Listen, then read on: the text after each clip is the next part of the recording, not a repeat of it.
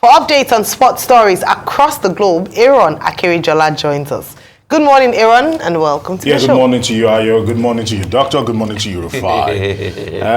Okay, Rufai is laughing. But there is no other place to start today, aside from the massive game yesterday at the Etihad Stadium, where Manchester City were held to a goalless draw, and Pep Guardiola was left reeling his tactical approach to the game, as Arsenal were very, very hardworking on the day, made life difficult for Pep Guardiola and the charges on the day, and the goalless, as the title race is literally wide open right now and more in favor of Liverpool.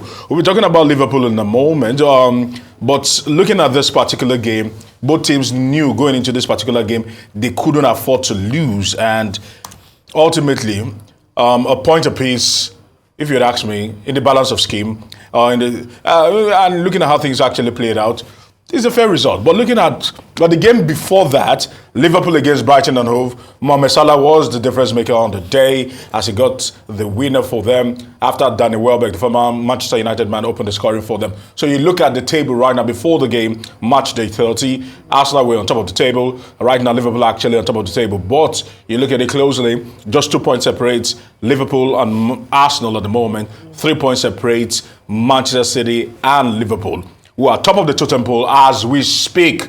And when you look at the head-to-head, we've not been able to separate these three teams this season. Look, you can actually see the matches against them. There's been a lot of draws, and just one major win. Arsenal beating Liverpool. So let's see, this time around, the teams will have to do it the hard way, and that is to go in for the title running by beating other teams and actually taking maximum points. If they could have helped us with that, I even actually went on to explain further, because looking at that, as we actually look at it right about now, not just this alone, but the fact that going into the running, Liverpool are in firm control of their destiny, and they'll be hoping that they actually can hold their nerve and give Jurgen Klopp this farewell they are expected, and the ride into the sunset.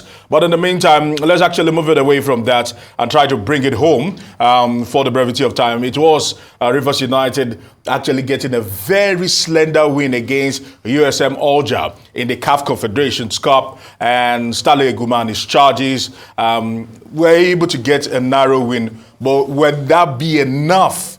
Will be the big question. Is the big question, because they will have to travel all the way. And you and I know this, when you don't get a comfortable win in your home game, sometimes it always spells doom for the team.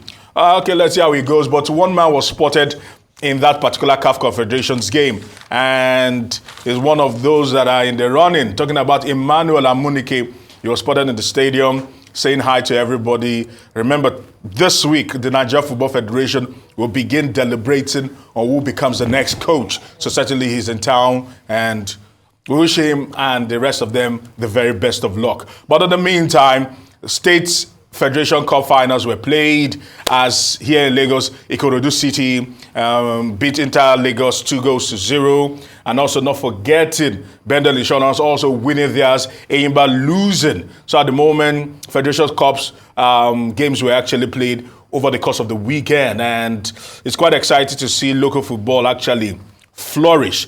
And quickly, let's talk about the fact that one man, Xabi Alonso is his name, one of the most coveted managers in football at the moment, over the course of the weekend, once again showing that they never say die attitude, as they were able to dig deep in the late embers of the game to win once again and ensure that they can actually put a finger on the German Bundesliga. So at the moment, and he's actually said that he would like to stay with the club, talking about Bayer Leverkusen, and try to build with this particular club going into next season. And finally, Yannick Sinner doing it once again and actually winning the Miami Open. Kudos to him. I mean, goodness me, Sinner is very sinful, if I may use that word. You know, I mean, it just throws everybody into panic. I watch his game. His backhand game is extreme. You know, as a very, very amateur tennis player myself, backhand is a very hard one to be able to execute. It's a technique that's hard to master. It's a very difficult technique, but his backhand game is silly. It's sinful, if I might use that word. And I mean, probably there are a couple of guys on the tour that can probably give him a run for his money. Younger hairs like Alcaraz, but the technicality of his game at that age is just something sensational. Kudos to him. I'm excited that Arsenal kept Man City where they belong, because I've always said it. It's just a lot of hype to Man City. And I'm happy that they've won consecutive titles 3 times. I know. They're going for a record 4th consecutive title. I appreciate that. So you cannot say they just kept them where they were. No, I appreciate right that. Now, but in that game yesterday, yes, when Man City was thinking they were going to take Arsenal to the cleaners, Arsenal showed but them the Arsenal stuff. sat deep. Look at the possession. The possession that was very, very disgraceful, if you'd ask me. You know what they call that? That's compartment, technical game. No, they call it parking the bus. It's not parking the bus. It's not like Mourinho style. This one, there was man-to-man marking, and they dominated and they executed. There's always a plan to everything. So just take it, in your strides and enjoy it, really. All right. And I'm really excited that happened. Ayo, over to you. All right. Well, thank you very much, Rufai. And I have to say that despite the fact that, yes, Man City had 73% possession as opposed to 27% from Arsenal, when you look at the metrics or the statistics of the games, you will see that it was more in favour of Man City. But you must give kudos to Arsenal for holding their own. Yes. I think they came in with a strategy. They knew what their strengths were. 3 points does no favour to Arsenal. It doesn't, but at least it's better than losing. And then when you look at the head-to-head, that chart you put up, it actually looks like, even though you're saying you're favouring Liverpool for the title race, that Arsenal has done better than in terms of the top 3.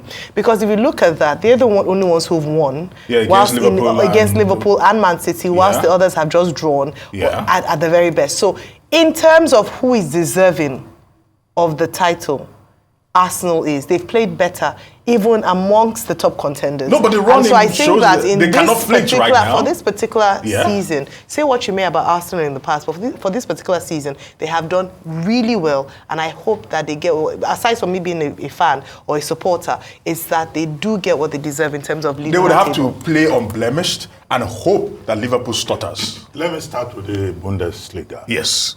It was Thomas Tuchel who, after his team lost to Borussia Dortmund, and I was asked the question whether there's still any hope. He said, well, it's over.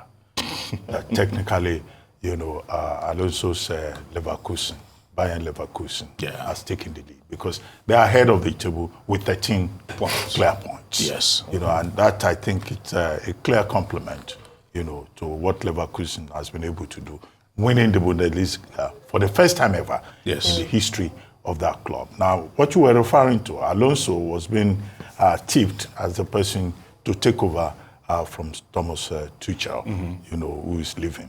But he says no, he's not going, he's staying back. Now, let's talk about Arsenal. I think Arsenal played brilliantly. Superb. Yeah. Excellent defensive. Negative football, if you ask me. Excellent defensive. Compelling Gary Neville to say that he has never seen any team deal with Man City like that at home. And the first time in 57 matches that Man City would not be able to score at home. They couldn't try it because the Arsenal players marked them out completely. Phil Foden was as if he was not on the pitch. Bernardo Silva, Kevin De Bruyne, even Erling Haaland, that you like to praise. He was roaming the margins. He was not allowed to do anything. Do you see how those guys were following the ball? Doctor, it's called parking the bus. Negative football. Whether they were parking the balls, if you want to win the Premier League, you have to win big matches and win the rest of the matches. Whether they were parking the balls or not. Arsenal is right there in the game. Except that because they had a stalemate. Now they've given advantage to Liverpool. Yes, they have. That's now top of the table. Yeah. Liverpool haven't beaten Brighton. So let's give the Arsenal team their flowers. Yes. They are still in the game. So although I know there are permutations about who will win, but at least let's see what happens. I think they still have 7 games at hand. That's, Arsenal. Yeah. Now, Jurgen Klopp, he too is leaving Liverpool. But although his team beat Brighton 2-1, but he was also full of praises for the coach, Robert De Zerbi. Yeah. You know, he said, I mean, he played brilliantly well. And Robert De Zerbi being one of those persons, the shortlisting as Jurgen Klopp's likely successor. Yeah. He may have passed his audition for the job, but we don't know yet. That's for the owners of, Liverpool to decide who takes after. In fact, Jurgen Klopp was saying that Brighton is like Man City. It plays like Man City. Yeah, they do play fantastic football. That, is, a compliment. So, but as for Arsenal, well, I mean, no, give it to them. Football is about technique. Yes, no. It's about, that was superb. Man marking, you know what it means? Okay. I'm not saying it because there's an Arsenal. I decided to wear red today a little bit of an homage to Arsenal. You wore red for Managerial. So subconsciously, you know who you are. You know who your father is here. Anyway, we'll see at the end of the day. But what remains is whether Man U will still be able to get you to the top. Manchester United, they always blew hot and cold. cold. The Champions League. This weekend was not a particularly good weekend for them. Brentford decided to leave it late to actually strike a very dastardly blow. Anyway, thank you very much. Always a pleasure. Yeah.